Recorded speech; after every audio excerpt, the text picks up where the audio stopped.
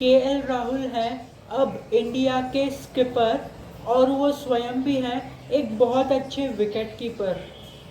KL Rahul हैं अब India के स्किपर और वो स्वयं भी हैं एक बहुत अच्छे विकेट कीपर। वियान म्यूल्डर भी नहीं है फ्रेशर। वियान म्यूल्डर भी नहीं है फ्रेशर और उन्होंने तो हमेशा साबित किया है कि वो है एक बेहद अच्छे ऑलराउंडर। हेलो दोस्तों, स्वागत है आप सभी का फिर एक बार आप सबके अपने चहीते यूट्यूब चैनल पर। चैनल का नाम है प्रसन्ना चैनल। तो दोस्तों, अगर आपने मेरी 4 बातें ठीक से सुनी है तो आपको आज का विषय पता चला होगा। तो जी हाँ दोस्तों, आपको बता देता हूँ कि इंडिया और साउथ अफ्रीका के दरमियान एक दिवसीय मैचों की श्रृंखला चालू हो रही है। 3 एक दिवसीय मैचेस होंगे जिसमें से पहला मुकाबला कल हो रहा है, यानी 17 दिसंबर को। संडे का दिन है दोस्तों, तो सुपर संडे ज़रूर होगा और ये मुकाबला चालू हो रहा है। साउथ अफ्रीका में सुबह 10 बजे चालू होगा, लेकिन आप अगर इंडिया से इस मुकाबले को देख रहे हैं तो ये मुकाबला आपको दोपहर को 1:30 बजे से देखने को मिलेगा। तो ये मुकाबला हो रहा है वॉन्डरर्स के स्टेडियम पर, यानी जोहान्सबर्ग में। तो दोस्तों, मुकाबले के बारे में तो हम डिटेल में बात करेंगे, लेकिन राहुल द्रविड़ जो इंडिया के कोच हैं इनके बारे में भी हम बात करेंगे दोस्तों आज के वीडियो में।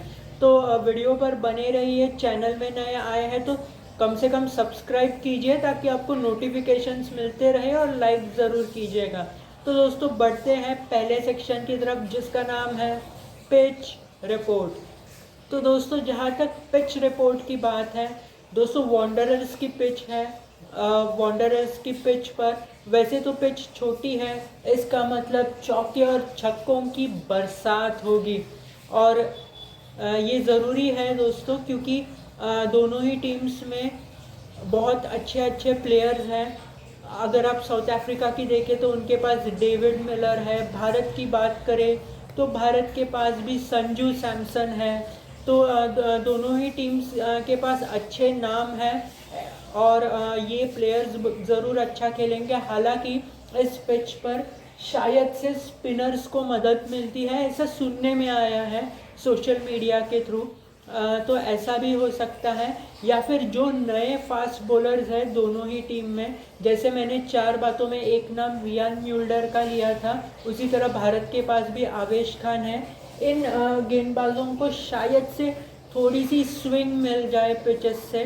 तो दोस्तों, ये तो था आज का पहला सेक्शन पिच रिपोर्ट। अब बढ़ते हैं नेक्स्ट सेक्शन की तरफ जिसका नाम है वेदर रिपोर्ट। तो दोस्तों, जैसे मुकाबला सुबह 10 बजे चालू होगा साउथ अफ्रीका में, तो वो इंडिया में 1:30 PM होगा। और आपको मैच 1:30 को देखने को मिलेगा, जैसे मैंने आपको पहले ही बताया था।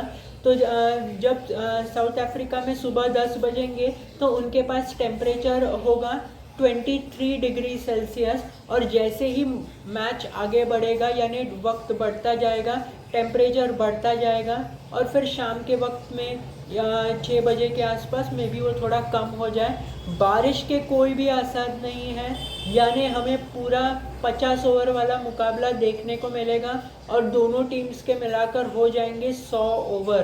तो दोस्तों, ये तो था आज का सेक्शन वेदर रिपोर्ट। अब दोस्तों, बढ़ते हैं अगले सेक्शन की तरफ जिसका नाम है प्लेयर कॉम्बिनेशन। तो दोस्तों, जहाँ तक प्लेयर कॉम्बिनेशन की बात है, मैं सबसे पहले आपको राहुल द्रविड़ वाली बात बता देता हूँ, क्योंकि आपको ये बात सुनकर एक इंटरेस्ट आया होगा वीडियो में, तो मैं आपको बता देता हूँ द्रविड़ के बारे में।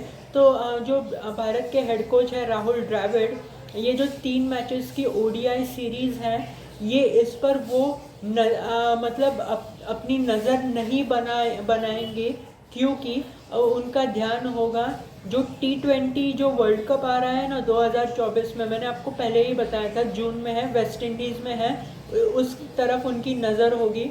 और जो टेस्ट मैचेस होने वाले हैं साउथ अफ्रीका के खिलाफ, भारत कभी भी इन टेस्ट मैचेस को जीत नहीं पाया है। और इन टेस्ट मैचेस में रोहित शर्मा, विराट कोहली, अश्विन, जसप्रीत बुमराह जैसे प्लेयर होंगे। तो राहुल द्रविड़ का ध्यान होगा उधर यानी वो जो टेस्ट मैचेस 26 तारीख से शुरू हो रहे हैं, तो वो उस तरफ उनकी नज़र होगी। और शायद मीडिया रिपोर्ट्स की माने तो 20 दिसंबर को कोई प्रैक्टिस मैच भी होने वाला है, तो उनका ध्यान होगा वहाँ पर। तो फिर अब आप ये सोचेंगे कि इधर कौन ध्यान देगा, जो 3 मैचेस की वनडे सीरीज़ हो रही है उधर। तो आपको लग रहा होगा कि शायद वीवीएस लक्ष्मण का नाम मैं लूँगा, लेकिन वीवीएस लक्ष्मण भी नहीं देखने वाले हैं। लेकिन जो इंडिया ए का जो सपोर्ट स्टाफ है, यानी जो फील्डिंग कोच है यानी कि अजय रात्रा, या फिर जो बॉलिंग कोच है राजीव दत्ता, और जो बैटिंग के कोच है या फिर कोच हैं सितांशु कोटक, तो वो जो वनडे सीरीज़ है इस पर नज़र बनाए रखेंगे। तो दोस्तों ये तो था राहुल द्रविड़ के बारे में। अब बढ़ते हैं प्लेयर कॉम्बिनेशन की तरफ। तो दोस्तों सबसे पहले मैं बात करता हूँ इंडिया के बारे में। तो दोस्तों सबसे पहले आपको कुछ अपडेट्स दे दूँ। श्रेयस अय्यर है इस टीम में, लेकिन ऐसे हो सकता है कि पहले वनडे के बाद श्रेयस अय्यर जो टेस्ट मैचेस की सीरीज़ है उधर चले जाएं, यानी बचे हुए मुकाबले ना खेलें। ऋतुराज गायकवाड़ पर भी अपडेट है, शायद ऋतुराज गायकवाड़ बीमार है, तो अगर वो फिट साबित नहीं हो पाते हैं तो ऋतुराज गायकवाड़ नहीं खेलेंगे। और शायद दीपक चाहर भी नहीं खेलने वाले हैं, अगर मीडिया रिपोर्ट्स की माने तो कोई शायद मेडिकल इमरजेंसी है, ऐसे मैंने सुना है। मुझे ठीक से तो पता नहीं, तो ठीक से कल जब ये टीम्स डिसाइड होंगी तब पता चलेगा। तो मैं आपको बता देता हूँ। सबसे पहले भारत के लिए आ सकते हैं रजत पाटीदार, और इनके साथ होंगे साई सुदर्शन। तो ये दोनों प्लेयर्स करेंगे ओपनिंग। इसके बाद भारत के कैप्टन है केएल राहुल इस ओडीआई सीरीज़ के लिए। तो राहुल के साथ वैसे अगर देखा जाए तो बल्लेबाजी करने आ सकते हैं श्रेयस अय्यर, तो उनको एक्सपीरियंस है। इसके बाद आएंगे संजू सैमसन नंबर 5 पर, और इनके साथ आ सकते हैं तिलक वर्मा। इसके बाद नंबर 7 पर ऑलराउंडर आएंगे अक्षर पटेल। इसके बाद नंबर 8 की अगर बात करें तो आ सकते हैं कुलदीप यादव। अब 3 पेसर्स होंगे, एक है अर्शदीप सिंह, दूसरे हैं आवेश खान, और तीसरे हैं मुकेश कुमार। अब अगर दोस्तों सब्सटीट्यूट्स की बात करें तो भारत के पास कुछ ऑप्शंस है स्पिन में। एक है युजवेंद्र चहल, दूसरे हैं वॉशिंगटन सुंदर जो स्पिनर भी हैं और बल्लेबाजी भी कर सकते हैं। और अगर फास्ट बॉलर्स की देखें तो आकाशदीप और दीपक चहर ये फास्ट बॉलर्स हैं, और ऋतुराज गायकवाड़ है। तो अब दोस्तों बात करते हैं साउथ अफ्रीकन टीम के बारे में। पहले देखते हैं उनका 11 क्या हो सकता है। तो रीज़ा हेंड्रिक्स आएंगे पहले, इसके बाद होंगे दूसरे स्थान पर टॉनी डी जॉर्जी, तो ये दोस्तों ओपनर है। अब दोस्तों तीसरे आ सकते हैं रैसी वैंडर डसन, चौथे होंगे एडन मार्क्रम जो टीम के कप्तान हैं, पांचवें आ सकते हैं हाइनरिक क्लासन जो विकेट कीपर हैं, फिर छठवें आ सकते हैं सबसे डेंजरस बल्लेबाज डेविड मिलर, सातवें आ सकते हैं वियान म्यूल्डर, ये फास्ट बॉलिंग ऑलराउंडर है। इसके बाद नंबर 8 पर आ सकते हैं एंडल फेफ्लुक्वेयो, तो फेफ्लुक्वेयो फास्ट बॉलर है और ऑलराउंडर है। अब नंबर 9 की बात करें तो नैंद्रे बर्गर आ सकते हैं, ये T20 मुकाबले में थे। 10वें और 11वें क्रमांक की बात करें तो केशव महाराज और तबरेज शमसी होंगे। अब अगर साउथ अफ्रीका के ऑप्शंस की तरफ देखा जाए तो काइल वराइन है, तो वराइन विकेट कीपर है। अब अगर 3 फास्ट बॉलर्स की तरफ ध्यान दें तो एक तो है लजाद विलियम्स जो T20 मुकाबले में खेले थे। इसके बाद है ऑटनियल बार्टमन जो एक फास्ट बॉलर है। और तीसरा नाम है मिहाली मपांग वोना, ऐसे कुछ उनका नाम है, मुपांग वोना। तो अगर मे बी मैं ठीक से स्पेल नहीं कर पाया हूँ तो माफ़ी चाहता हूँ। तो दोस्तों ये तो हो गई साउथ अफ्रीका की टीम। अब दोस्तों बढ़ेंगे हम अपने नेक्स्ट सेक्शन की तरफ जिसका नाम है फैंटेसी क्रिकेट। तो दोस्तों फैंटेसी क्रिकेट के बारे में बताने से पहले ये कहना चाहूँगा कि ये स्किल बेस्ड गेम होता है जो मैच के पहले खेला जाता है। ये चैनल आपको किसी भी तरीके से प्रवृत्त नहीं करता है फैंटेसी क्रिकेट खेलने के लिए, क्योंकि इसमें वित्तीय जोखिम होते हैं, तो आपको इसकी आदत लग सकती है। तो आप कृपया अपनी जिम्मेदारी पर इसे खेलिए।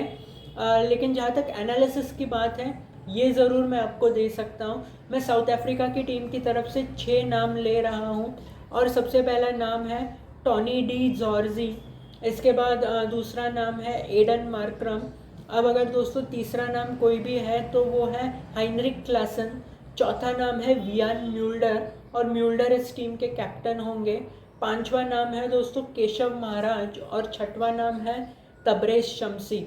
अब दोस्तों भारत के 5 नाम लेने हैं सिर्फ मुझे। तो पहला नाम है KL राहुल। दूसरा और KL राहुल होंगे इस टीम के वाइस कैप्टन। अब इसमें दूसरा नाम है संजू सैमसन। अब इसमें तीसरा नाम आता है अक्षर पटेल। चौथा नाम है कुलदीप यादव और दोस्तों पांचवा नाम है मुकेश कुमार। तो दोस्तों ये तो हो गई मेरी फैंटेसी अपडेट, जिसमें मैंने कैप्टन लगाया वियान म्यूल्डर को और वाइस कैप्टन लगाया KL राहुल को। तो आप मुझे बता सकते हैं आपको मेरा एनालिसिस कैसे लगता है।